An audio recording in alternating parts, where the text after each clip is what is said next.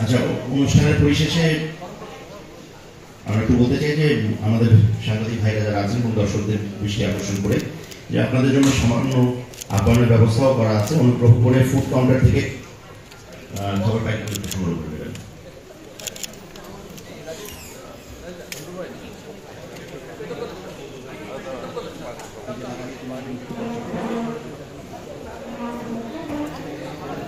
আচ্ছা, করমদা হয়তো চলে যাবেন, তার আগে 2 মিনিট ফটো সেশন এবং যদি কিছু জিজ্ঞাসা থাকে আমাদের যারা আছেন অবশ্যই তাকে একান্ত সান্নিধ্যতা পেতে পারেন।